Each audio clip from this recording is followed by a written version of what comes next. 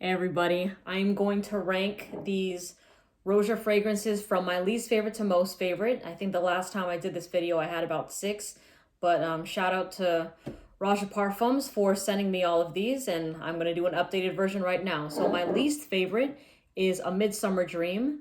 There's just something about this. It's very green and mossy, but on top of that there's an underlying stink to the fragrance that I just can't quite shake.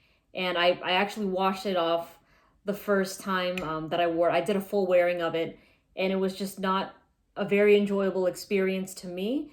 And generally, I like fragrances with cardamom in them, but for some reason, I just couldn't really move past this one. So I know there's a lot of people that love this, but for me, it's not something that I would reach for. Next is, so in seventh place is Creation E. Now, this fragrance has a lot of love in the fragrance community. So many people enjoy it. They call this the Coca-Cola fragrance, and I get it because it's fizzy and bright, but I also kind of get an old antique shop kind of vibe a little bit when you go into those places and it has that certain smell to it. That's what I'm smelling with this mixed with the Coca-Cola. So again, I find this to be a bold fragrance. I think that if you wear this, you're definitely going to stand out from everybody else around you, but is it necessarily a scent that I find attractive and wearable? For me personally, no.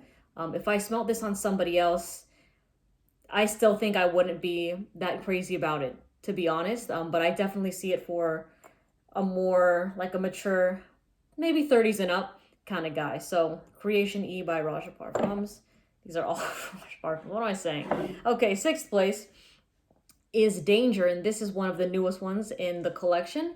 And Danger was actually very, very sexy in the opening to me for quite a bit. Okay, if you saw my reaction to this fragrance on TikTok or even here on YouTube, I really enjoyed it in the air, but when I tested it on my skin, it dried down very like a kind of old manish a bit. So I mean, it could be my skin chemistry with it. Again, this is all like me ranking it from how it dried down on my skin. Okay, I'm not saying that this is like a bad fragrance. I think that there's definitely people that can rock the hell out of this scent. And again, like Creation E, I see this more on an older gentleman for sure. But I would even say like 50s and up, like 45, 50s, you know? Yeah, just on my skin, it wasn't doing it for me, but in the air, I find it to be a nice scent just in the very beginning in the opening of the fragrance. But the more it develops, it's just not something that's my taste in particular. So that's number six. Number five is Burlington 1819. And this is a scent that I just haven't grown into yet because I feel like this is something I would wear when I'm in my mid to late 30s and up. Okay, this is a very classy fragrance. It's just screams wealthy. It screams that you're posh, you have wealth, it's very clean, very put together, and it's just a gorgeous scent. Like an old money kind of person. You know what I mean? Like, okay, yeah, they have a lot of generational wealth going on. That's what I get with this fragrance.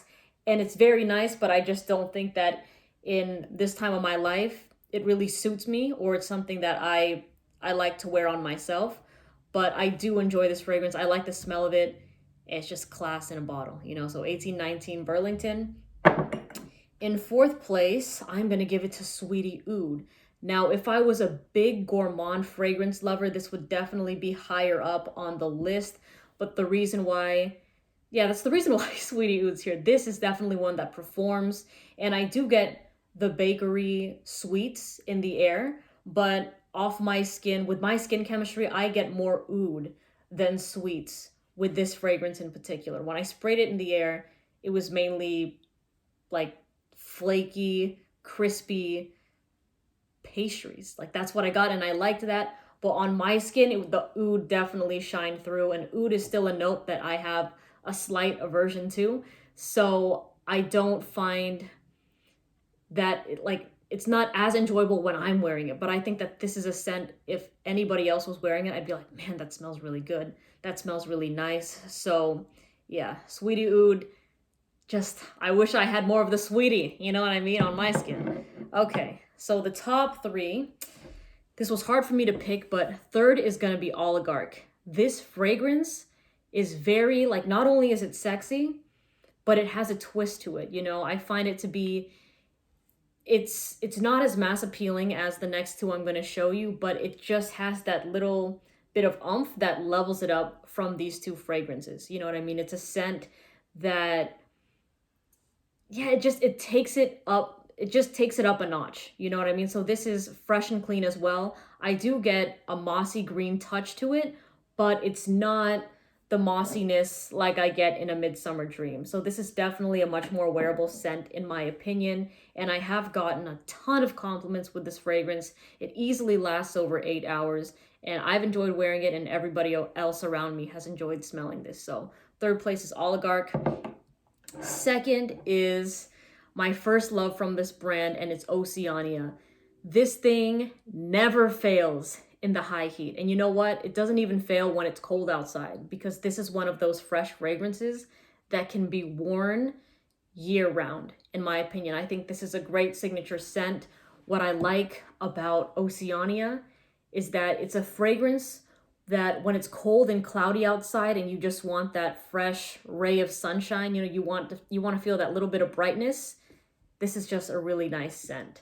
So this fragrance right here reminds me of the summertime. Whenever I would go to the beach, this is what I would throw on, and I had massive positive reactions to this fragrance. People loved it. They always asked me what I was wearing, always complimented me whenever I wore this fragrance out. So it just reminds me of a good time, and it's fun, easygoing, like very easy to like, and it's just, it smells so good. It smells so good.